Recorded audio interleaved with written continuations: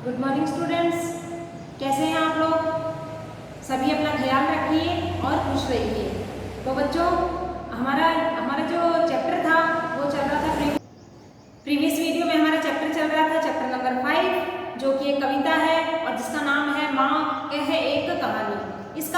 जो हमारी जो कविता है बच्चों, ये बहुत ही अच्छी एक कहानी है जिसमें गौतम बुद्ध के जो पुत्र हैं राहुल, वो अपनी माँ से हट करके जिद करके कहानी सुनने के लिए कह रहे हैं और उनकी माँ जो है यशोधरा, वो बच्चे की जिद पर उसे एक बहुत ही रोचक कहानी सुनाती है, जो कि गौतम बुद्ध और जिनका नाम सिद्धार्थ भी है, उनके भाई देवदत्त की जीवन के ऊपर आधारित है। और जो उनकी माँ है यशोधरा, वो कहानी उनको सुनाती है और वो कहती है कि ठीक है, तुम इतनी जिद करते हो, तुम मानते नहीं हो, तो मैं तुम्हें कहानी सुनाना शुरू करती हूँ। तो इसी तरीके से जो उनकी माँ वो कहानी उनको सुनाती है।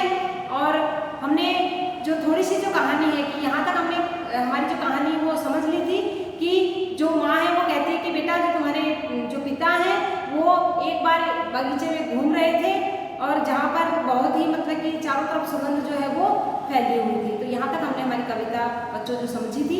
आगे की हम जो हमारी कविता है आज अब हम अपनी जो बुक है उसके माध्यम से आगे समझेंगे।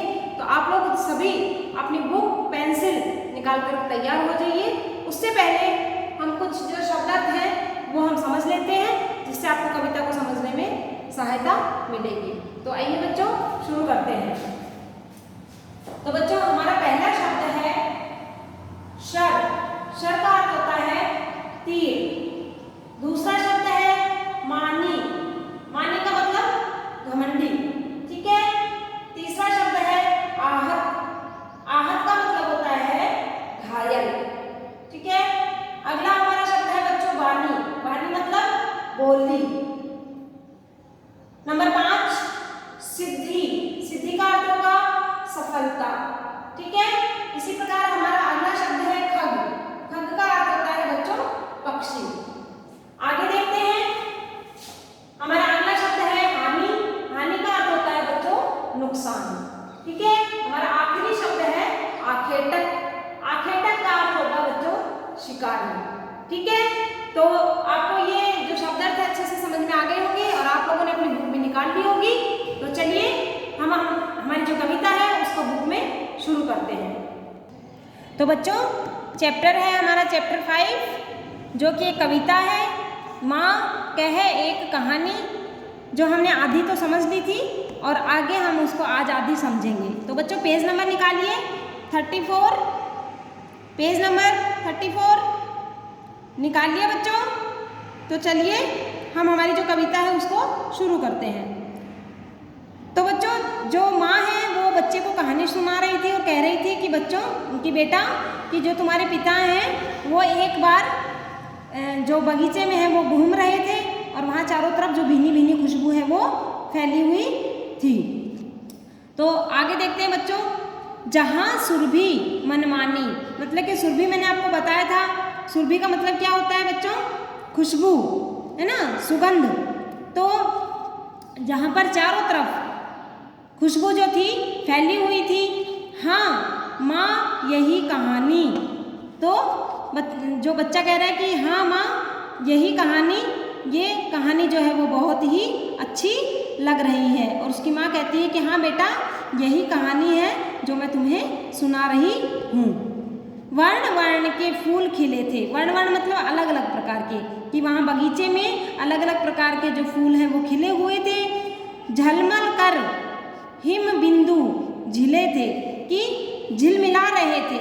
हिम मतलब बर्फ और छोटे छोटे बिंदु मतलब छोटे छोटे बूंद। हल्के झोंके हिले मिले थे, लहराता था पानी। की अब उसकी माँ बता रही है कि बेटा, वहाँ पर जो फूल खिले थे, वर्ण वर्ण के फूल खिले थे, उनके ऊपर बर्फ की बूंदें गिरी हुई थी और वो बूंदें इस प्रकार ऐसे हिल रही थी, इस प्रकार लग रही थी कि जैसे कि कोई जो बूंदें हैं वो चमक रही हो, रोशनी के समान। वो बूंदें जो थी, बर्फ की बूंदें रोशनी के समान चमकीली दिखाई दे रही थी। लहराता था पानी। लहराता था पानी, और जो पानी था वहाँ पर वो भी हवा से धीरे धीरे लहर रहा था, हवा से धीरे धीरे हिलता था।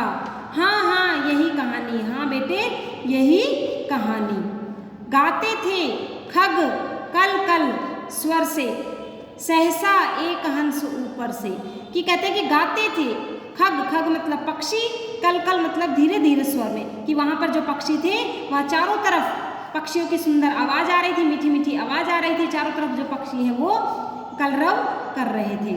सहसा, सहसा मतलब अचानक, एकदम से, एक हंस ऊपर से, कि एक हंस ऊपर से गिरा, बिध, बिध मतलब घायल होकर, सर मतलब तीर से, कि अचानक जो है एक हंस जो ऊपर से नीचे गिरा, घायल होकर तीर से हुई पक्षी की हानि, कि उस पक्षी को जो तीर से बहुत नुकसान हुआ था, उस जो पक्षी है वो तीर की वजह से घायल हो गया था और वो बहुत ज़्यादा दुखी लग रहा था।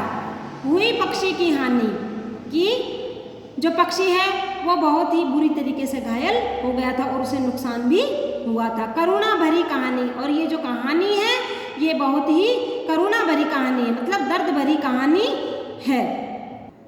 तो बच्चों आपने देखा कि जो यशोधरा है वो अपने बच्चे को कहानी सुना रही है और वो बता रही है कि किस प्रकार उनके जो पिता हैं, राहुल के पिता गौतम बुद्ध जो है बगीचे में घूम रहे थे और चारों तरफ भीनी भीनी खुशबू फैली हुई थी, पक्षियों की मीठी मीठी आवाज़ आ रही थी, और जो बर्फ की बूंदें हैं वो फूलों की पंखुड़ियों में इस प्रकार लग रही थी कि जैसे कोई चीज़, सुंदर चीज़ उस पर फूलों बर्फ की बूंदें चमक रही हो। तो इसी तरीके से इस माहौल में, इस वातावरण में अचानक क्या होता है कि एक पक्षी जो होता है ऊपर से नीचे गिरता है तीर से घायल होकर के। जो पक्षी है वो बहुत ही बुरी तरीके से घायल होता है और वो उसको बहुत ही ज़्यादा उसके शरीर में नुकसान हुआ होता है। तो इसी प्रकार जो उसकी माँ कह रही है कि बेटा ये जो कहानी है बहुत ही दर्द भरी कहानी है, करुणा भरी कहानी है। तो बच्चों आज हम जो हमारी कविता है इसको इतना ही समझेंगे और हमारी जो नेक्स्ट वीडियो है उसके अंदर हमारी जो कविता है उसको आगे पढ़ेंगे। आपको ये जो कविता है इसको अच्छे से पढ़ना है, इसका रिवीजन करना है, तभी आपको ये कविता जो है अच्छे से समझ में आएगी। अगर आप इसका रिवीजन नहीं करेंगे तो आपको ये कविता जो है वो समझ में नहीं आएगी। और बच्चों मैंने आपको जो ये शब्दार्थ बताए हैं ये लगातार आपको जब तक हमारी जो कविता है वो पूरी नहीं होती है आपको आगे से आगे ये शब्दार्थ आपको नोटबुक में करते जाने हैं, ठीक है। और आगे का जो होमवर्क है वो चैप्टर कंप्लीट होने के बाद में मैं आपको PDF के थ्रू भेजूंगी, तो आपको वो नोटबुक में सुंदर राइटिंग में जो वर्ड मीनिंग है वो और क्वेश्चन आंसर को तो आपको नोटबुक में करने हैं, और जो बुक में जो एक्सरसाइज है जिसकी मैं आपको पिक भेजूंगी वो आपको बुक में एक्सरसाइज फिल करनी है बच्चों।